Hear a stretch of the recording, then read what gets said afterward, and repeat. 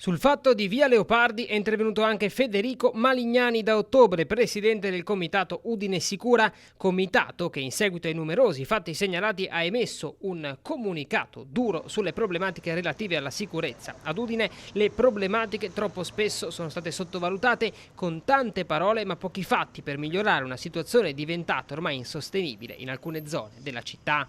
Via Leopardi, via Aquileia, Borgo Stazione, via Roma, via della Rosta. E quello che è successo ieri è una cosa che è brutto dirlo, ma prima o poi ci aspettavamo, perché se non si fa niente, se nessuno viene a vedere che cosa veramente succede qui, cioè io non lo so se chi ci amministra ha mai passato un quarto d'ora qui in mezzo a questo spartitraffico, su questi marciapiedi a vedere che cosa c'è.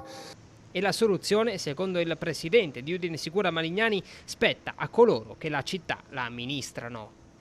In tutti questi mesi noi abbiamo sentito parlare di sicurezza partecipata, di aumento degli organici dei vigili urbani, adesso parlano di riqualificazione di questa zona, ma sono parole finora, non abbiamo visto niente. E quale potrebbe essere allora la soluzione? Guardi, non siamo noi che dobbiamo dare le soluzioni, c'è un'amministrazione comunale che le deve dare. Io posso dire quello che si vuole, io posso pensare di schierare l'esercito, posso pensare tante cose, ma non è quello il problema, sono loro che devono agire, sono loro che hanno le chiavi del problema, o forse non le hanno perché non se ne rendono conto, perché fino a un certo punto quasi lo negavano, adesso sì c'è un problema, ma